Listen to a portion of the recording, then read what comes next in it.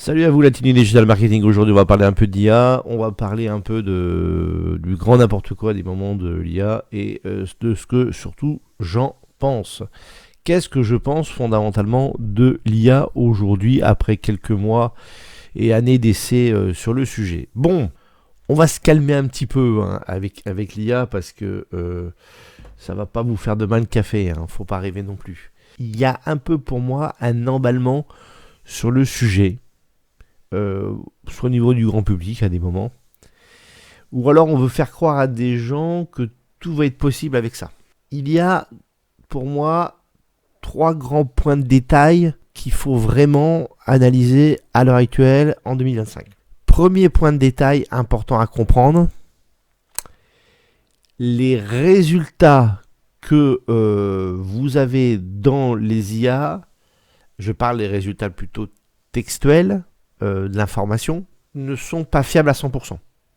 De plus, j'irai même encore plus loin. Au vu de ce qu'ils ont comme information, avec un grand I, base de données en fait, etc. Dans certains secteurs d'activité, c'est nullissime.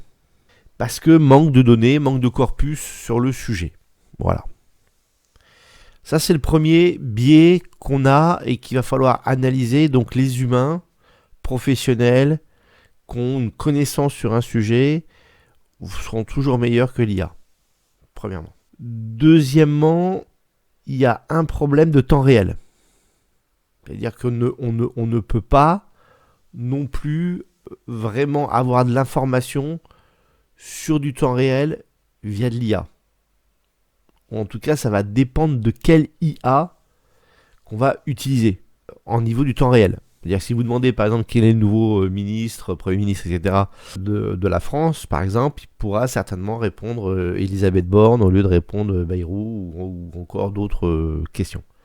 Donc il faudra vérifier l'IA si oui ou non elle est en temps réel, et je pense que ça va dépendre aussi de quel type d'information peut être traité en temps réel.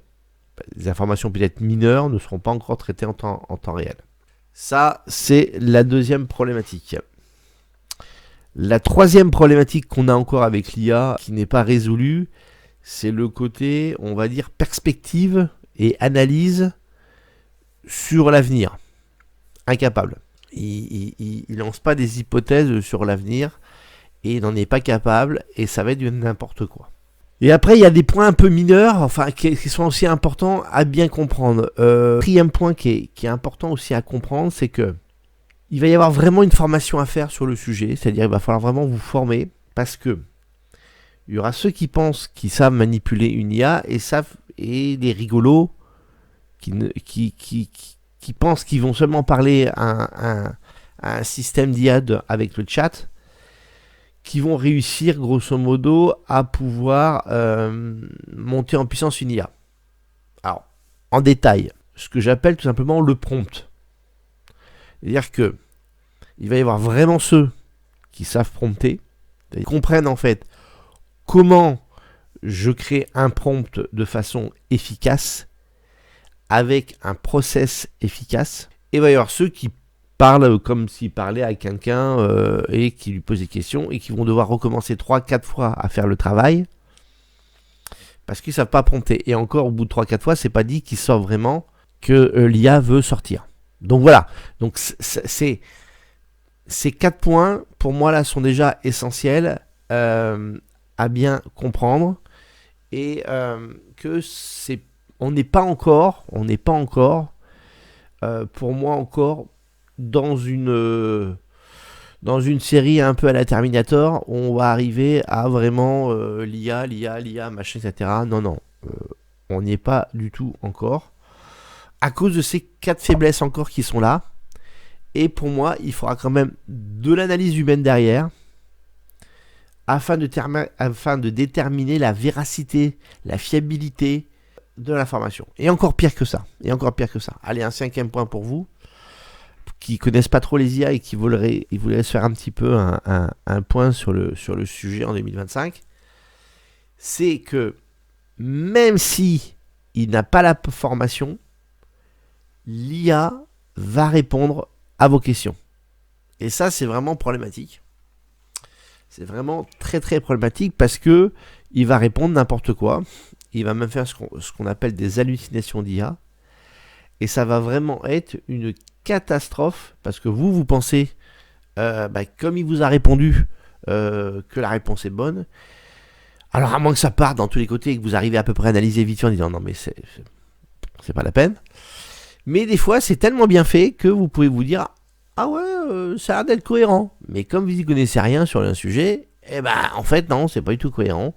C'est plutôt le zéro absolu au niveau de la réponse. Je reviens sur le sujet de départ. Ça, je vous parle pour des choses au niveau textuel.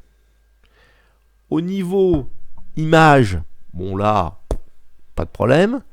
Au niveau vidéo, ça vous fait des vidéos, ça vous crée des vidéos à partir de texte, pas de problème. Traduction, ça va dépendre, évidemment. Comment ça va être traduit. Transcription, ça va être pareil. Donc tout ça, c'est vraiment pour moi, cette partie-là, pour moi, elle est bonne. Parce qu'évidemment, quand je crée une photo, on demande de la créativité.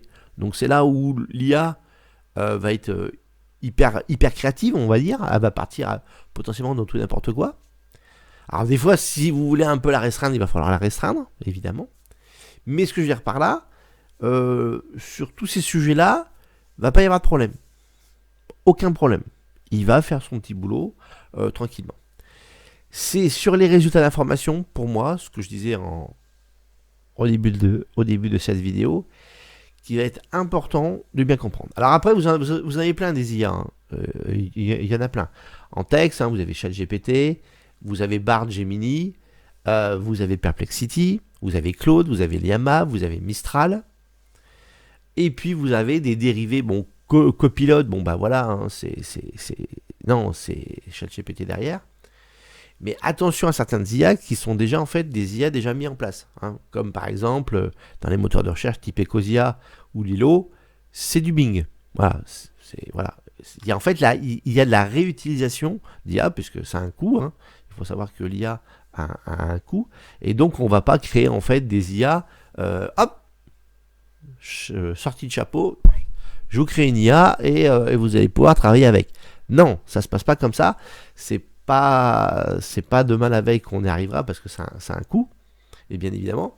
C'est comme les sites internet, par rapport à avant et par rapport à aujourd'hui. C'est sûr qu'on a avancé, mais aujourd'hui on sort plus des sites internet qu'hier, mais voilà, il faut un temps. Alors pour l'instant c'est pas fait encore, donc c'est pour ça qu'il y a beaucoup de réutilisation.